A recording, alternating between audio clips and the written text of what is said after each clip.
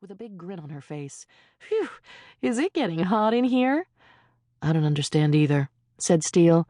"I got the impression he's close with Killer, and since Killer vouched for us and the guy has no other options, he was willing to take a chance.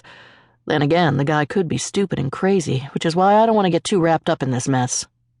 "Well, I think we should do it. I'm all for having another chick around." Shock stared at the woman's ass, "especially one as gorgeous as that." "Are you tired of me already, Shock?" Raven asked. He grinned. "Never, babe, but access is limited with this possessive man of yours." He nodded toward Rip. Steele laughed. Rip was pretty generous with his woman. "Even if we did kidnap her, which is not going to happen, it wouldn't be like that," Steele said. "She'd be under our protection, my protection, right?" They all muttered in affirmation, but it was all for show. None of these men would force themselves on a woman, and it was moot anyway. He had decided to come here tonight to check out the situation, though. He could at least do that much, and keep an eye on her from a distance until her brother Craig got back in town. "So, Steele, now that we've satisfied Killer's friend's request and checked that the sister's okay," Shock said, "how about we get on with celebrating your birthday?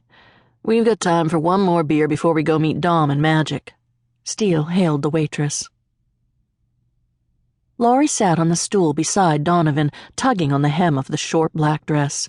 He had sent it to her this afternoon, along with the death-defying heels, insisting she wear the outfit tonight for their 6-month anniversary. She felt overdressed for this pub, but Donovan liked it here.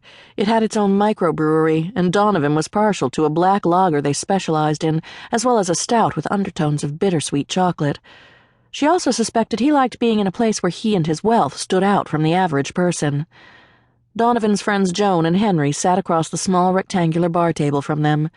She hated being on display like this, and she hated feeling outside her depth with a man, but Donovan's controlling nature kept her off balance and unsure of herself, even though in all other areas of her life she'd always been strong and independent. That's why she'd decided that tonight she would end it. Well, she had decided that, but when he'd announced they were celebrating an anniversary, she'd decided she should wait a few days. He picked up his glass containing a beer as dark as cola and finished the last of it, then pushed it aside. He slid his arm around her waist and pulled her tight to his body. She tried not to cringe, but he noticed the slight tensing of her body, so he pulled her tighter. "I know it was a surprise that Joan and Henry are joining us for a drink, love, but I promise it won't be all evening. They just wanted to toast our anniversary and wish us well. Surely you don't mind." "No, of course not." She smiled at Joan.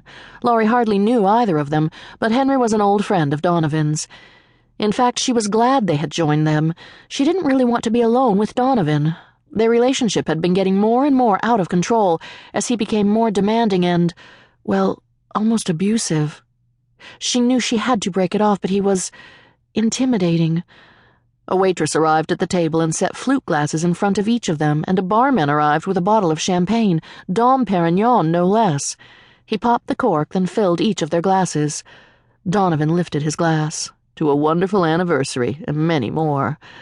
Laurie lifted her glass and clinked it against the others, feeling like a total liar. She wanted out of this relationship as fast as she could get out. But she sipped her wine. "Now for your gift." Donovan reached into his pocket and removed a long velvet box adorned with a small, shiny gold bow. Instead of handing it to her, he snapped it open and showed it to her. Diamonds glittered against the dark blue velvet lining of the box. "Oh, it's beautiful!" Joan exclaimed. "Is it a bracelet?" "It's a necklace." Donovan lifted the sparkling gift from its nest of velvet. It was 4 rows of stunning diamonds wide. "Let me put it on you." She knew there was no point in arguing. He would win, and she would come off looking unappreciative and spoiled. She lifted her hair, and he wrapped the necklace around her neck, then fastened it. It was more a collar than a necklace, hugging her neck closely. She felt like she would choke from it. It reminded her of the last time they'd made love, if you could call it that, when his fingers had wrapped around her throat in a choking hold as he thrust into her from behind. Her wrists had been chained, so she couldn't push away his hands, and when she'd tried to protest, he'd tightened his hold until she couldn't utter words. The only sounds she could make were just whimpers of frustration. She had almost fainted as he'd taken his own pleasure and left her gasping for breath. Before that, his dominant sexual demands had pushed her limits in ways she hadn't liked, but that time had shown her he could be dangerous, and it had become